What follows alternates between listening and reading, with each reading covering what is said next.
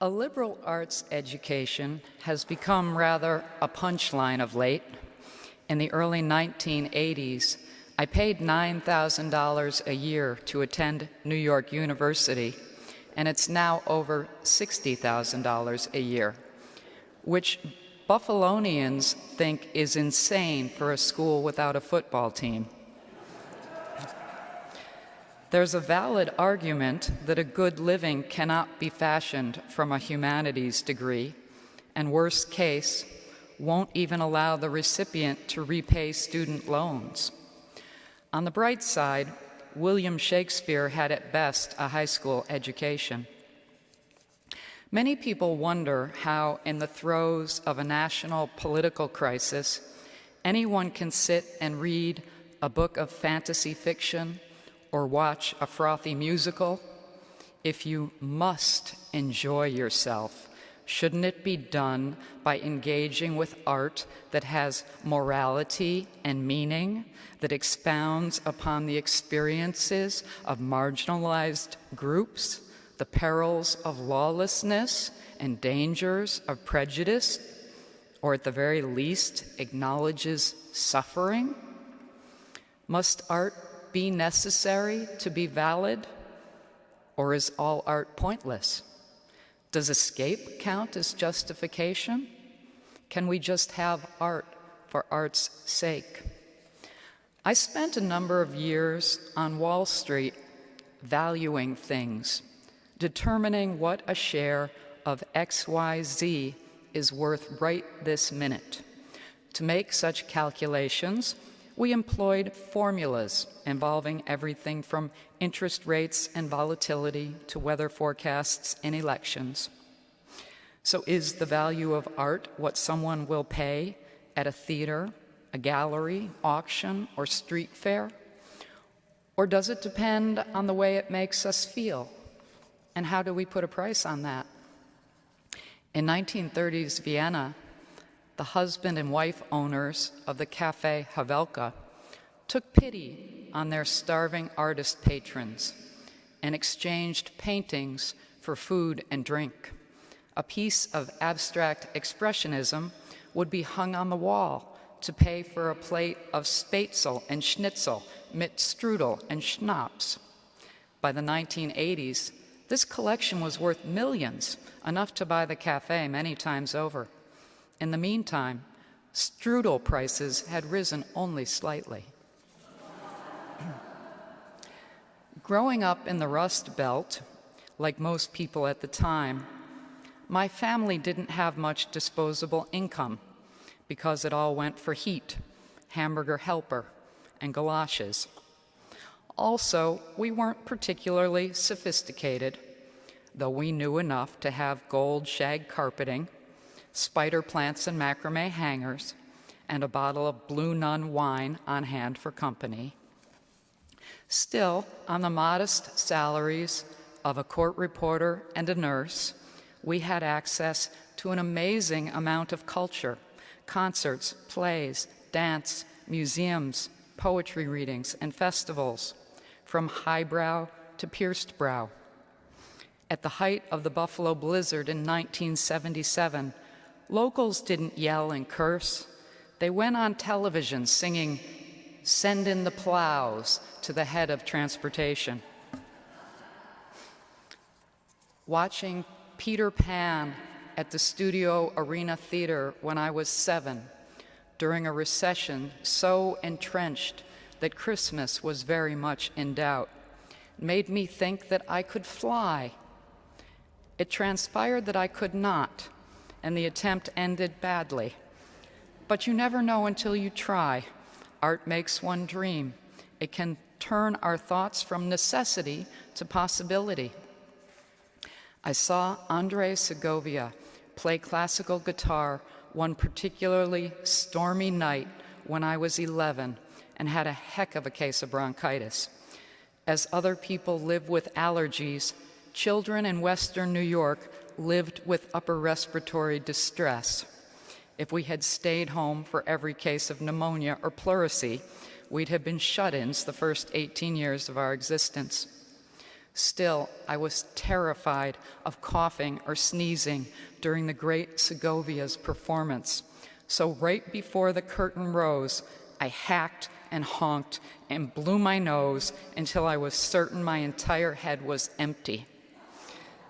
The dowager to my left turned, lowered her opera glasses, and inquired, "Do you plan on doing that all throughout the performance?" I said, "No, ma'am, I'm getting it all out now." And then a man, almost 90 years old, shuffled onto that enormous stage at Shays Theater, where we'd seen knights on horseback in Camelot and an entire Thai village in The King and I. One small man on a low wooden stool who didn't speak to us in English, yet filled that large stage and cavernous theater for over 2 hours with soaring melodies, transporting us from a seemingly endless winter to a place warm and romantic where Valencia red roses bloomed. On a class field trip, I went to see the world-renowned ballet dancer Mikhail Baryshnikov perform in Balanchine's Jewels. Suddenly, he fell, but improvised a graceful somersault off the stage, and the audience cheered. And I realized that no matter how famous you are and how hard you work, it can still go wrong. The only thing I wasn't allowed to attend was a rock concert because Mom was worried about drugs and that with everyone waving Zippo lighters, my hair would catch on fire. But when I was 12, Kool and the Gang came to Buffalo. You know, celebrate good times. Come on, call and response, I love it. We were crazy for Kool and the Gang, and my best friend Mary was going with her brothers and sisters. They invited me, but I knew the answer was no.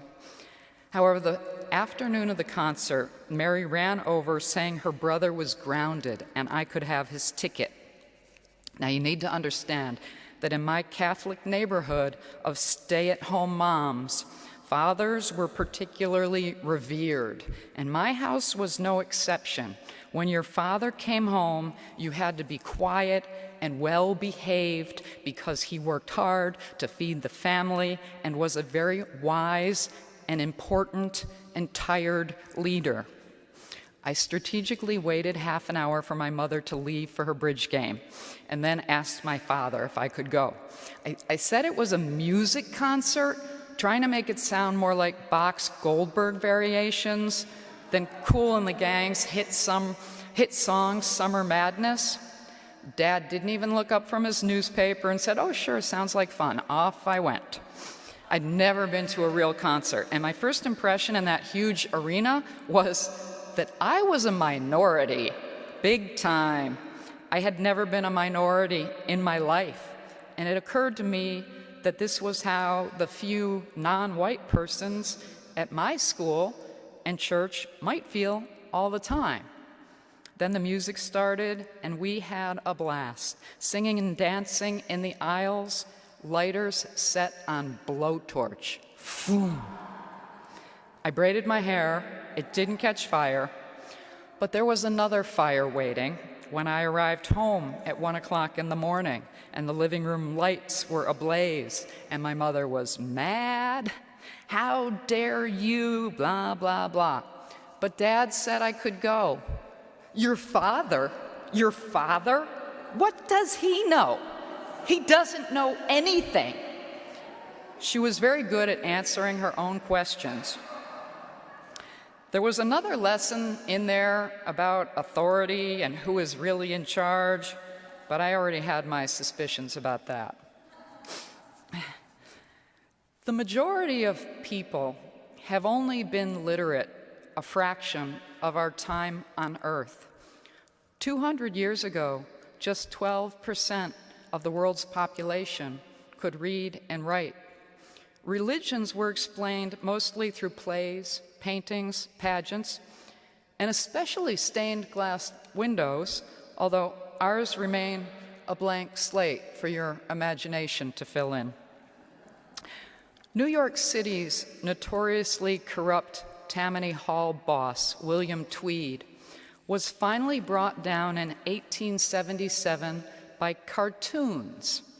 90% of Tweed's constituents were illiterate, or they didn't read English and couldn't grasp the scathing articles in the newspapers. But they were perfectly capable of understanding Thomas Nast's incriminating cartoons. The lyric poet Horace once said that a picture is a poem without words. Well, in an attempt to stop them damn pictures, Boss Tweed offered the cartoonist the equivalent of $2 million in today's dollars to go study art in Europe. Failing to bribe Nast, Tweed proceeded to threaten him. But Nast continued to generate public outrage with his cartoons.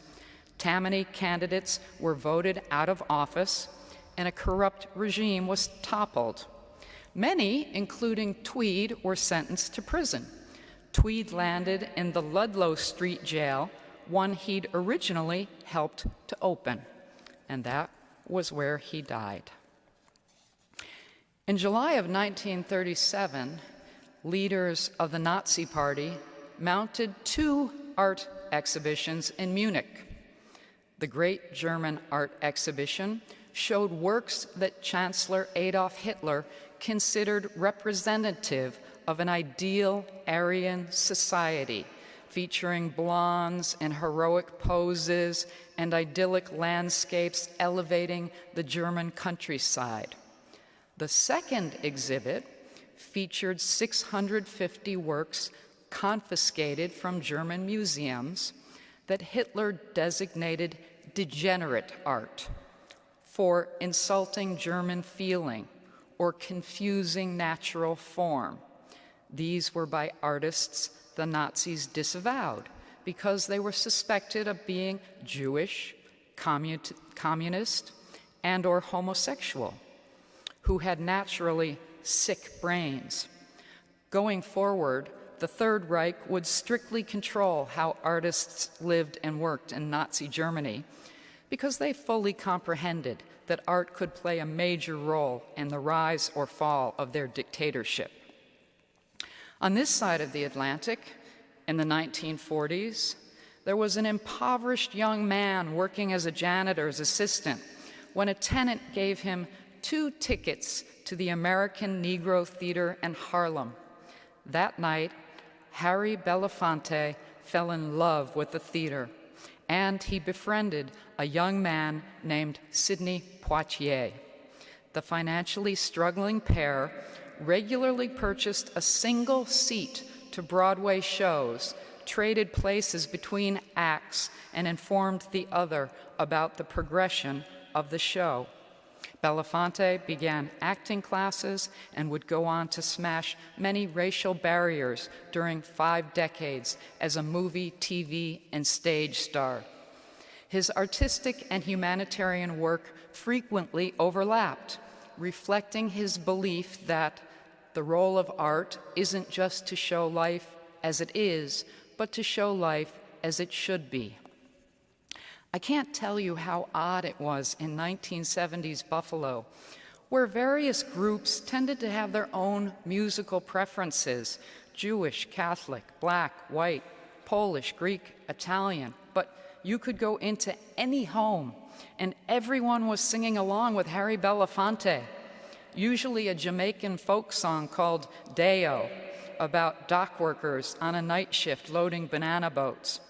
When I was 5 years old, I did not know the words to the Pledge of Allegiance. I did not know that the capital of New York State is Albany, but I knew darn well that daylight come and we want go home. And that Matilda, she take the money and run Venezuela. The current occupant of the White House is intent on bolstering funding for the arts in America. However, it's no surprise that many politicians want to cut the National Endowment for the Arts budget, astonishingly slim as it is to begin with, and the previous White House was no exception.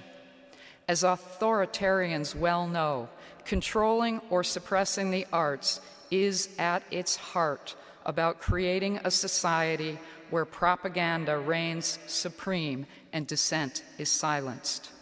Because it's harder to denounce art as fake news, and art can be a conduit for solidarity among like-minded voters and coalition builders. In fact, the message is often no different from that of a good religion, that lives other than our own have value. The artist can challenge power structures in ways that otherwise might be dangerous or even impossible. Adolf Hitler was far from the first tyrant to understand this. Pianist and composer Dmitri Shostakovich wrote in his memoir that the Stalinist government executed all of the Soviet Union's Ukrainian folk poets. Pablo Picasso's 1937 anti-war painting, Guernica, was so dangerous it spent 42 years in the United States. Even while taking refuge here, the painting was defaced with red spray paint at the Museum of Modern Art in 1974 by a vandal claiming he wanted to tell the truth. Fortunately, a heavy layer of varnish protected it from permanent damage. There's a story that Picasso was traveling on a train once, and a stranger asked him why he didn't paint things as they actually appeared. Picasso said that he didn't understand what the stranger meant. So his critic pulled out his wallet and showed Picasso a photo of his wife. "You see, that is how she is," the stranger said. Picasso replied, "Oh, she's quite small, isn't she? And rather flat."